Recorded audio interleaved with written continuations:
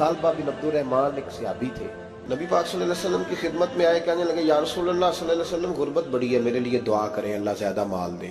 तो महबूब सल्लल्लाहु अलैहि वसल्लम ने फरमाया तो जिस हाल में अच्छा है वो तेरे लिए बेहतर है। 2-3 दफा का जिद की, महबूब ने फरमाया जा फिर अल्लाह तुझे ज्यादा पैसे देगा। चंद बकरियां खरीदी, इतनी बरकत हुई कि बकरियों के रेवड़ बन गए।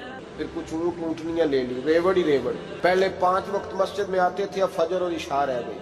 फिर माल ज्यादा हुआ तो मदीने शहर में कोई जगह ही नहीं, मदीने से बाहर हवेली खरीदी, जुमे के जुमे आते।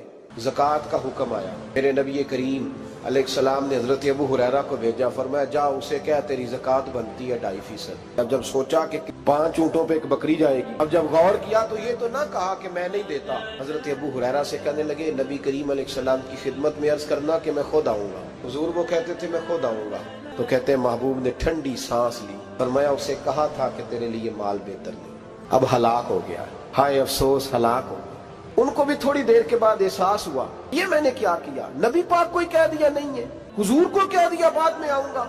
अब दौड़े आए, अर्ज की हुजूर मैं सारा कुछ लेके आया हूं, कबूल कर ले। महबूब ने फरमाया गोया बिलाल हबशी की खुश्क खजूर भी कबूल है, सुहैब रूमी एक अट्टी बान की लाए तो वो भी कबूल है, और अम्मार बिन यासर और मुसअब बिन उमैर अगर 2 दिनार दे जाए और कोई पुराना जोड़ा किसी सिपाही के लिए छोड़ जाए तो वो भी कबूल है, लेकिन तू अपना लाखों लेके चला जा, तेरा कोई नहीं कबूल। माफ कर दे।